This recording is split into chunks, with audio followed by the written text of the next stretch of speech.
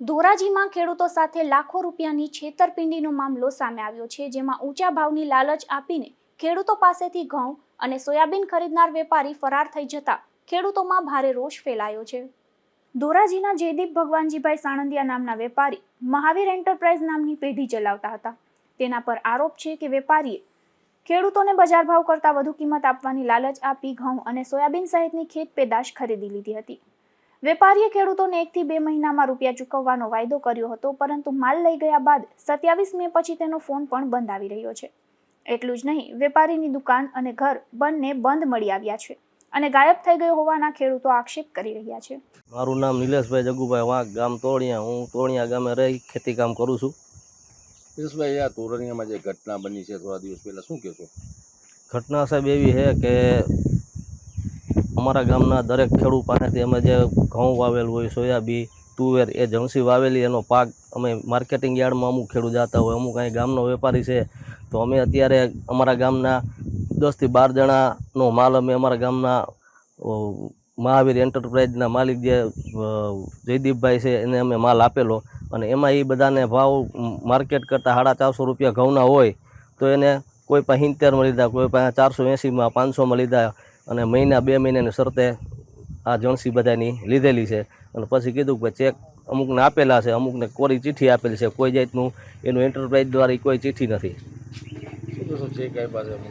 Check આપેલા છે અત્યારે અમને, પણ અમે ચેક અત્યારે નાખી, ચેક બાઉન્સ થાય, પોસ્ટવાળા ત્યાં જાય એ તો અત્યારે તાળા મારીને ભાગી ગયા છે, તો અમે ચેક લઈને જવું કેની પાસે?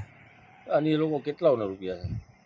અમારા ગામમાં 10 થી 15 જણા છેતરાયેલા છે। બાજુના ગામમાં ચોકીમાં છે, મજેવડી છે, જુનાગઢ છે, ઢાંક છે, ઘણા ગામ છે। શું માંગ છે તમારી? માંગ અમારી અત્યારે સાહેબ, માંગમાં તો અમારી પાસે છે જ નહીં। ખાતર બિયારણ લેવાનું, અત્યારે નવું વાવેતર કરવાનું છે, તો નવું વાવેતર કરવું જ ક્યાંથી કરવું? આજે અમે ભાગ્યું આપીને અમે જે ઘઉં ને બધું વાવેલું હતું એ ભાગ્યાવાળાને અમારે એના ભાગે પડતા પૈસા એને આપવાના, તો અમને ડબલ માર પડેલો છે અત્યારે।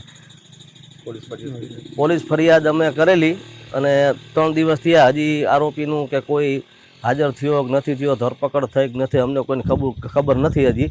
પણ જો ટૂંક સમયમાં 2 દિવસની અંદર જો પોલીસની ધરપકડને કે કાંઈ કાર્યવાહી નહીં થાય તો અમે અનશન પણ ઉતરશું, અને એમાંય અમને કંઈ નિવેડો નહીં આવે તો અમે આત્મવિલોપન કરીશું। અમારી પાસે બીજી કંઈ જગ્યા જ નથી, અમારે નવું શું વાવવું? પીડિત ખેડૂતોના જણાવ્યા મુજબ માત્ર 9 ખેડૂતોના જ અંદાજે 31,40,000 રૂપિયા બાકી નીકળે છે। ચોમાસું નજીક આવી રહ્યું છે ત્યારે ખેડૂતો સામે હવે વાવણી માટે બિયારણ અને તેની ખેતી ખર્ચની સમસ્યા ઊભી થઈ છે। ખેડૂતોનું કહેવું છે કે વેપારીએ તેમને માત્ર કાચી ચિઠ્ઠીઓ અને સહીવાળા ચેક આપ્યા હતા, સાથે ઊંચા ભાવની લાલચ હવે તેમના માટે ભારે પડી છે। કેટલાક ખેડૂતોને લાખો રૂપિયાનું નુકસાન થયું છે, અને હાલ ખેડૂતોએ અન્ય ખેડૂતોને પણ ચેતવણી આપી છે કે એપીએમસી બહાર વેપાર કરતી વખતે સાવચેતી રાખવી જોઈએ, નહીં તો આવી છેતરપિંડીનો ભોગ બનવાનો વારો આવી શકે છે। નામ કાંતિભાઈ નારાયણભાઈ ખીચડીયા, ગામ તોરણિયા। શું ઘટના બની છે? ઘટનામાં અમે ઘઉં વેચેલા હતા દલાલ મારફત, અને ઘઉંનો સોદો કરેલો હતો 460 રૂપિયામાં। પછી એ લોકો ઘઉં જોખી ગયા અને આરટીજીએસ કરી દે અથવા તો ચેકથી પૈસા આપી દે એવું કહી, આજ આપશું કાલ આપશું એમ કરી 20-25 દી કાઢી નાખ્યા।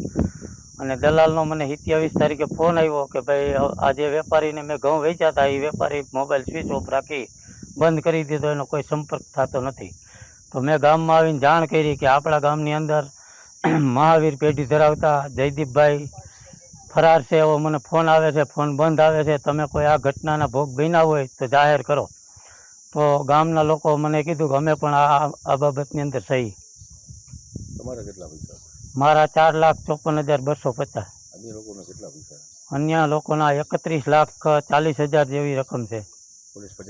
પોલીસ ફરિયાદ કરી છે અમે, અને સાહેબે આશ્વાસન આપ્યું છે કે કામગીરી ચાલુ છે। સમગ્ર મામલે ધોરાજી પોલીસ સમક્ષ રજૂઆત કરવામાં આવી છે। પોલીસે ખેડૂતોને વિશ્વાસ અપાવ્યો છે કે આરોપીને ઝડપથી ઝડપી પાડવામાં આવશે। અનેક ખેડૂતોની ફરિયાદ સામે આવતા પોલીસે તાત્કાલિક તપાસ શરૂ કરી છે। Bureau report, Gujarat news, Porbandar.